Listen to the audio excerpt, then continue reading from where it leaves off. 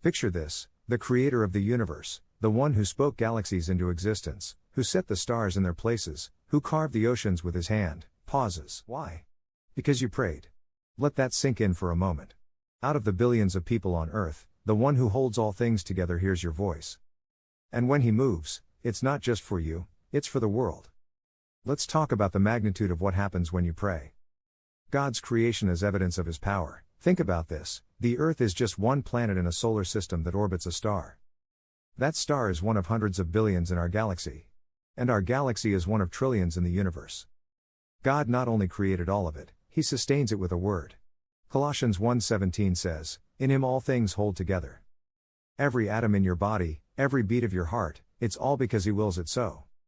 And here we are, thinking we're powerful because we can send a WhatsApp message to the other side of the world.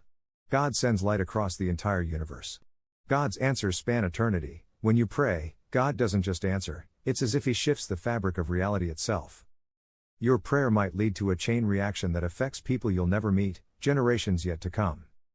Think about it: if one person hadn't prayed for their friend to meet Jesus, you might not even know him today. That's the ripple effect of God's answers. Take Joseph. He prayed for deliverance from slavery.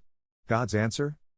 A series of events so wild it reads like a movie script: betrayal, false accusations, prison, then second in command of Egypt. But here's the kicker: Joseph's deliverance wasn't just for him. It was to save an entire nation from famine. God's answers are never small, they're always part of a bigger plan. God's precision in moving people. Think about this: to answer one prayer, God might have to orchestrate the lives of 1,000 people. Someone has to be in the right place at the right time. Someone else needs to step away. Resources need to move. Relationships need to shift. God's orchestration is beyond anything we can imagine. And he does it perfectly. The glory of God and his timing. God sees the end from the beginning. Isaiah 46:10 says, "I make known the end from the beginning." When you pray, you see one piece of the puzzle. God sees the whole picture. And his timing? It's flawless. You might think he's late, but he's actually setting things up for something greater than you asked for. We complain when God doesn't answer our prayer in 5 minutes, as if he's a cosmic Swiggy delivery guy. But here's the truth: when God shows up, it's not with a snack, it's with a feast that's worth waiting for. God's ways are higher. Isaiah 55:8-9 says, "For my thoughts are not your thoughts, neither are your ways my ways." God's answers don't always make sense to us, but that's because they're not supposed to. He's working at a level we can't even comprehend. Psalm 139:17-18 illustrates this also. Just imagine this for everyone on earth for all of its existence. How precious to me are your thoughts, God! How vast is the sum of them! Were I to count them, they would outnumber the grains of sand. When I awake, I am still with you. Illustrating his majesty: when you stand at the shore of the ocean, you can see its beauty.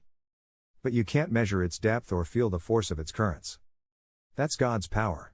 It's visible, tangible, and awe-inspiring, but it's also infinite. And when he answers your prayer, it's with that same infinite wisdom and might. Pray with awe. Before you ask, pause and remember who you're talking to. You're speaking to the Creator who knows every grain of sand and every star by name. Expect the unexpected. God's answers rarely come the way we expect, but they're always exactly what we need. Be open to surprises, they're often his best gifts. Trust his timing. God isn't slow, he's strategic. The waiting isn't wasted, it's part of the process. Psalm 27:14 says, "Wait for the Lord, be strong and take heart." Trust that he's working, even when you can't see it. Closing challenge: the next time you pray, don't rush through it. Stop. Think about the God you're speaking to, the one who commands the universe, yet bends down to listen to your heart. When you pray, you're not just asking for help. You're inviting the Almighty to move in your life. And when he moves, nothing stays the same. Please like, share, and subscribe if this opened your eyes to the glory and privilege of prayer. And stay tuned for more on how God's answers ripple across eternity.